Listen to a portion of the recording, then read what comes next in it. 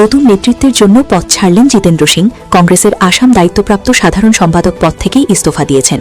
সোমবার তিনি দলীয় সভাপতি মল্লিকার্জুন খার্গের উদ্দেশ্যে একটি চিঠিতে এই সিদ্ধান্তের কথা জানান।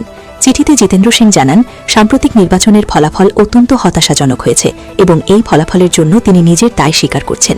তিনি লেখেন, দলের সর্বোচ্চ চেষ্টা সত্ত্বেও আসামের মানুষের প্রত্যাশা পূরণ করা সম্ভব হয়নি। তিনি আরও বলেন, দলের স্বার্থে নতুন নেতৃত্ব ও নতুন দিশা প্রয়োজন। সেই কারণেই তিনি পদ থেকে সরে দাঁড়ানোর সিদ্ধান্ত নিয়েছেন, যাতে সংগঠন আরও শক্তিশালীভাবে এগিয়ে যেতে পারে। নিজের দায়িত্ব পালন করার সুযোগ দেবার জন্য তিনি দলের প্রতি কৃতজ্ঞতা প্রকাশ করেন। পাশাপাশি আসামের সাধারণ মানুষ, কংগ্রেস কর্মী ও নেতাদের প্রতি ভালোবাসা ও সমর্থনের জন্য ধন্যবাদ জানান।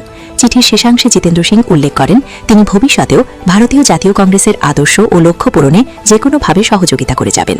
রাজনৈতিক মহলে এই পদত্যাগকে গুরুত্বপূর্ণ পদক্ষেপ হিসেবে দেখা হচ্ছে, বিশেষ করে সাম্প্রতিক নির্বাচনী ফলাফলের।